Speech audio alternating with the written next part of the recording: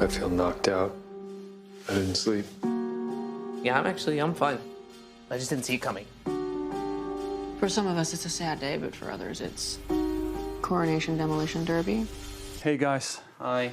It's great that the family can support each other and stay strong through this. Yeah. Thanks, Greg. I'm sad. And just thinking about how things will shake down. What are the CEO vibes? The kids are not equipped to take on the role. He was gonna fire half that room. Who would we prefer, one of us or one of the old guard? If there's a ring, my hat's in. The negative case would go, you're a clumsy interloper and no one trusts you. The only guy pulling for you is dead. You're just married to the ex-boss's daughter and she doesn't even like you. Jesus, Carl. That's how the naysayers might frame it. Those darn naysayers. Dad's gone. We have to trust each other. And what about me?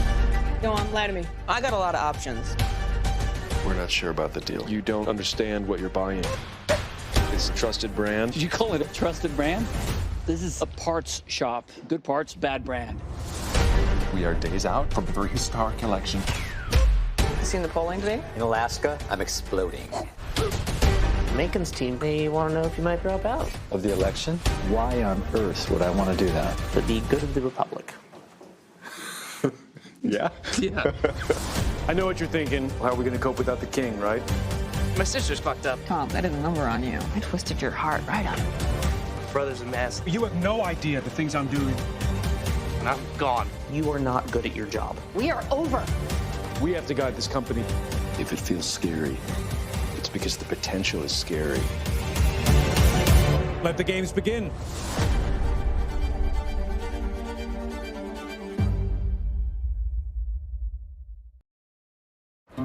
Is he gone, Frank? I mean, is he gone? I don't want to bullshit you, Ken. I think he went. I think he's gone. When Jesse told me that that was going to happen, I wasn't terribly surprised. I thought it made sense dramaturgically. And then when I read the script, I found it shocking and emotionally devastating.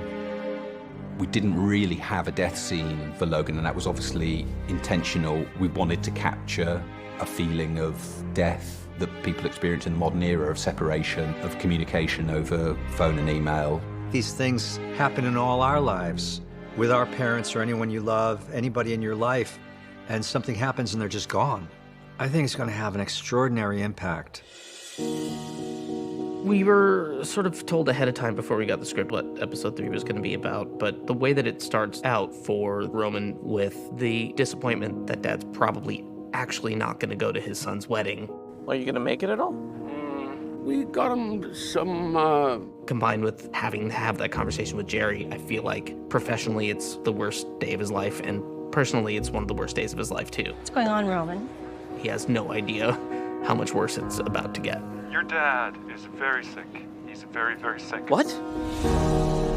Being in that frame of mind for 2 weeks at a time is not healthy. To some extent, this is just, my job, and I'm trying to keep the emotional stakes up and put the character through that, and then go home. But the problem with that is going home, yeah, that was Roman going through that, but physically, I actually had to go through that, so I was sort of, it's this weird disconnect of feeling physically like I've gone through some sort of emotional trauma, but I haven't. I found it was better for me to pull out of it completely so that it could be fresh still, because for me, staying in means that it dulls and it's not good. You are trying to live with and embody the death of a parent. It was hard. One of the things about this show, time and time again, I'll be given something that I think this is the limit of what I'm capable of as an actor. Here's my wall. And then you have no choice but to go through that. And this episode was one of those. Con. Would you take care of that for Con, us? Yeah. it's serious. Come here. I was taught a long time ago that you just have to accept the fact that your performance is going to come from all the other characters around you. If you're just open to what is going on. I think he's dead. And when Sarah came in to tell me, and Sarah was a puddle, that it was just like game over. You don't have to act. Shooting the episode, honestly, it was quite exciting because it felt high risk. It felt like the most exciting episode we'd shot because it moves in real time. From that phone call to the end, things have to become an emergency. In the planning of the shots, it felt to me like the camera had to be almost sadistically voyeuristic. It had to stay really close without kind of taking its eye off them, because every time we cut away from the siblings, it seemed to let them off the hook. So we worked on this idea of how could we keep the action as fluid as possible so that, so it's unflinching. Mylod tried to credit me with this, but I think he was trying to be generous. It was his idea. Kieran and I had spoken about, I think actually it might have been Kieran's idea. And we thought, what if we actually ran that whole sequence as one once we've done everything else? And so when we came into shoot, I asked, are we still doing that? And he went, oh, good idea. Oh, good. To try to make it seem like it was my idea. Very nice guy.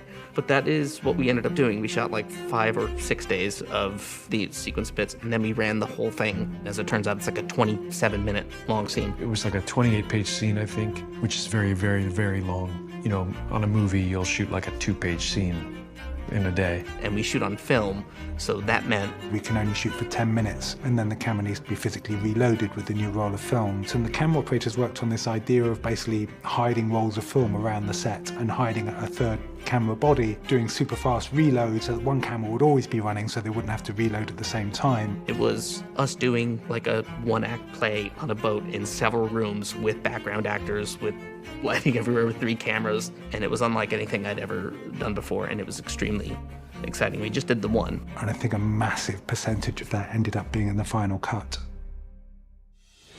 I think today's the day. Suddenly, episode 3, he's gone, and when you've removed that one element, you're going, well, where's the conflict? The idea of it not happening at the end of the season, but happening in an early or mid-season episode. You take all the places you'd expect such a kind of humongous event and play the exact opposite of that, and I thought that was just a brilliant, brilliant idea. There's a couple of sort of factors that play into where Logan's death falls in our narrative trajectory. One is a sort of base one of like, oh, maybe it'll surprise people. Oh, man. You know, I am not immune to such thoughts of wanting to keep the show exciting and fresh. I think much more prominent was the feeling that if we're going to do this, we don't just want to see people crying and then have a funeral and be done with the show. We want to see how a death of someone significant rebounds around a family. The sheer heft of that character and his presence, one can't help but associate that with Brian and his presence on set, and as such a huge gravitational force around which our creative work over the past few years has spun. When you're playing a part that is removed in that way, it has an effect on you. You feel, hang on, this is one of the greatest pieces of work I've ever been involved in, and suddenly it's no more. But it's also, it reflects what our existence is about, because we're here for a time and then we're gone.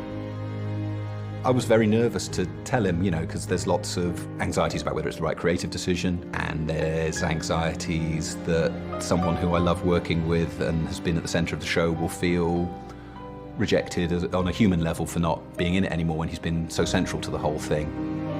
Here's to us.